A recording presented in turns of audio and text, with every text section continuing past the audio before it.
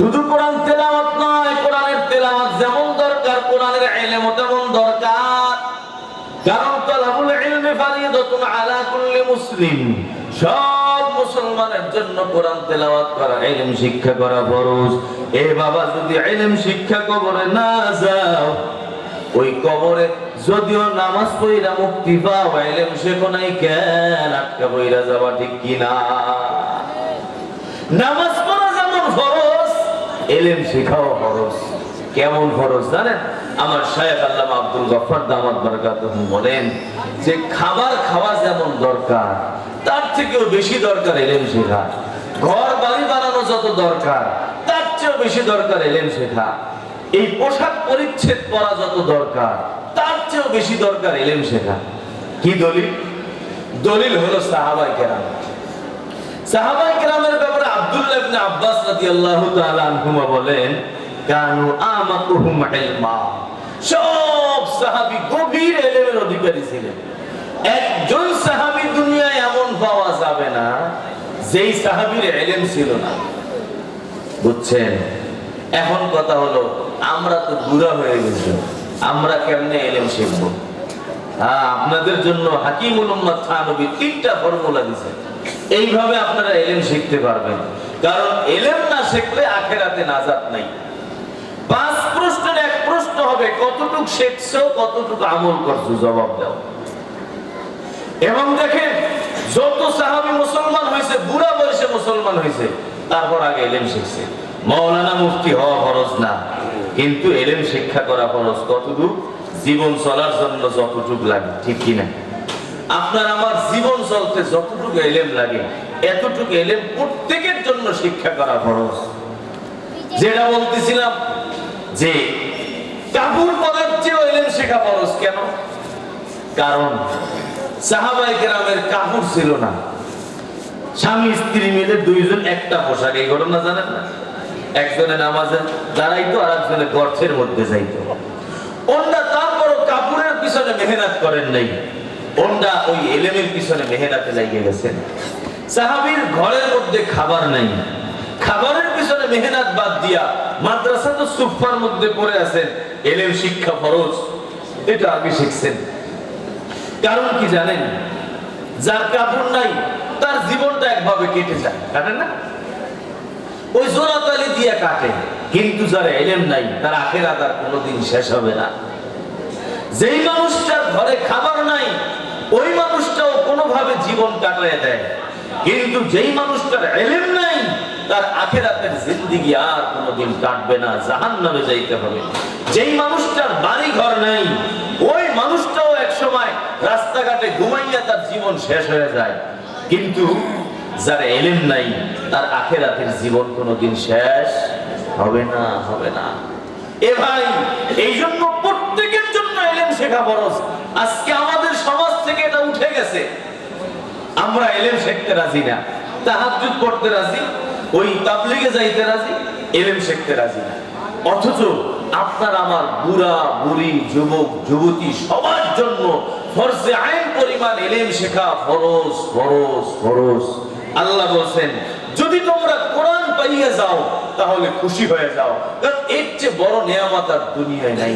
কোরআন পাইলা মানে কোরআনের ইলম পেয়ে গেলা, কোরআন তিলাওয়াত করতে পারো, কোরআনের ইলম তোমার মধ্যে আছে, তুমি সবচেয়ে বড় নিয়ামতের অধিকারী, সবচেয়ে বড় নিয়ামত তুমি পাইছো।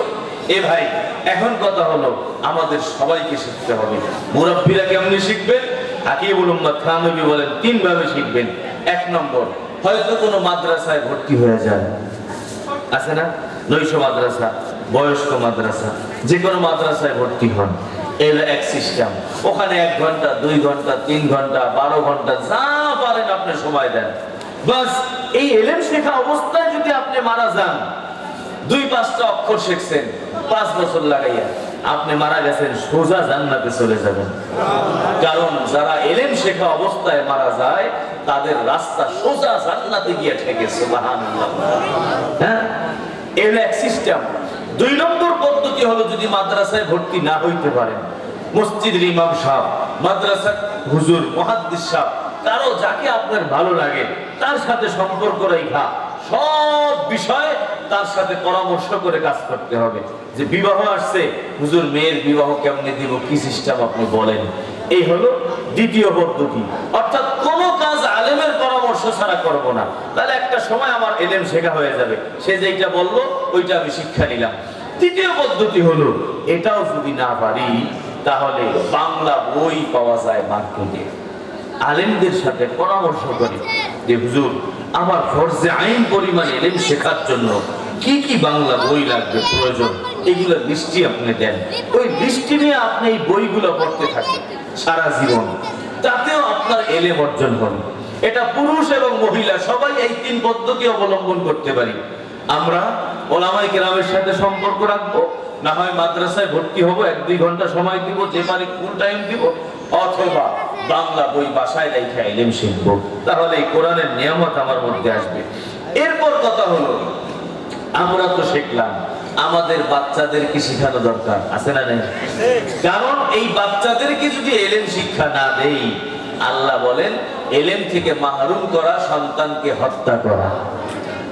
ওয়ালা তাকতুলু আওলাদাকুম খাশিয়াতা ইমলাক, তোমরা তোমাদের সন্তানদেরকে হত্যা করিও না রিজিকের ভয়ে। হাকিম মুহাম্মদ মুজাদ্দিদুল মিল্লাত শাহ আশরাফ আলী থানভী রাহমাতুল্লাহি আলাইহি বলেন, রিজিকের ভয়ে সন্তানকে হত্যা করার মানে হলো, সন্তানকে যদি ইলম শিক্ষা না দাও তাহলে সন্তানকে হত্যা করা হলো।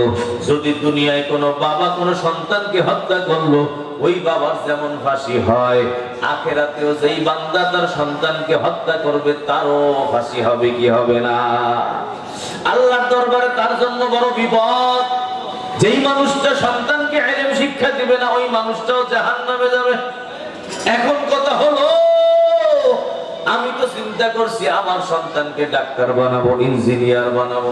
হে বাবা, আলহামদুলিল্লাহ, অবশ্যই বানাবেন। কারণ ডাক্তার ছাড়া চিকিৎসা করবে কারা? ইঞ্জিনিয়ার ছাড়া। এই দেশের ঘর বাড়ি বানাবে কারা? রাস্তাঘাট বানাবে কারা? সব দরকার আছে। কিন্তু বাবা শোনেন, এই ডাক্তার সন্তানের প্রাথমিক শিক্ষাটা আপনি মাদ্রাসার মধ্যে দেন। 1 2 3 4 5 পর্যন্ত মাদ্রাসার বক্তব্যে পড়ান, কিন্ডারগার্টেনের মধ্যে দেন। 3 পর্যন্ত পড়ার পরে দেখবেন সন্তান হাফেজে কোরআনের মতো নাজেরা পড়তে পারে। এই সন্তান ইমামতি করার যোগ্যতা হয়ে যাবে।